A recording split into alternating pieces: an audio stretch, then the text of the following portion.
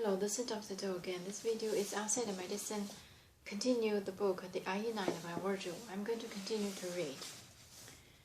Following hard on their captain's feet and clear success, the Etruscans swing to attack as Atron starts the circle with Camilla, a match for her spear, yet more adept at curling.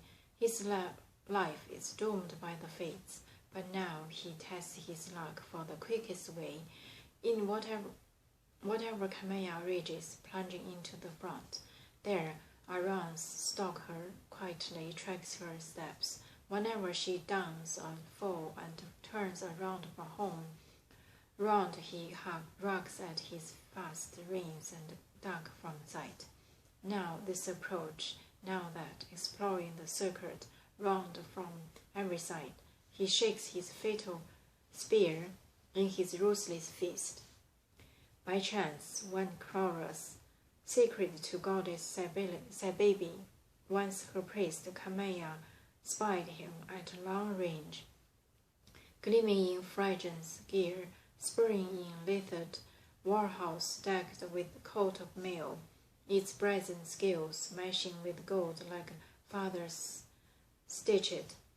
He himself, a flame in outlandish red and purples, shot Gautanian shafts from a Lycian bow, a bow of gold sling from the priest's shoulders, gold his helmet too, and hid not his saffron cape, and flaring linen, pleased with a tawny gold brooch, his shirt and barbarous legging stiff with needles braid. Camilla, keen to fix home some children's arms on a temple wall, or spot some golden plunder out on the hunt. She tracked him now. One man in the moil of war, she stalked him wildly, recklessly through the ranks, afire with a woman's lust for loot and plunder, when, grasping his chance at last, rising up from ambush, Aeneid flings his spear with a winged prayer aloft. Apollo, highest of God, Lord, holy Sorict, we worship you first and foremost, honor your fire stoked with cords of pine, and we poor celebrants, firm in our faith, we plant our feet in our embers glowing hot, grant, Father, our shame be blotted out by our spears.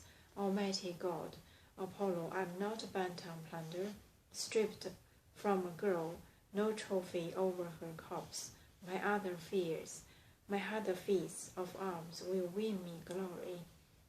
If only this murderous scourge drops dead beneath my strokes. Back I will go to my father's town. On song, Apollo heard and willed that part of the prayer would win the day, but part be scattered abroad on the ruffling winds, that Aeneid should cut Camilla down in sudden death, that he granted true, but not that this noble land should see him home again, and the gusting south wind swept that prayers away. So when he sent his javelin hissing through the air, and all the Volscians, wheeling, trained their eyes and alert mind on the princess.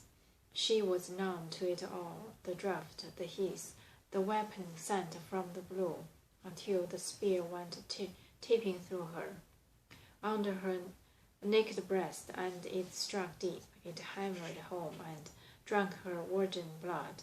Her frightened comrades hurried to raise their falling queen, but Aeneid races off, more frantic than all the rest.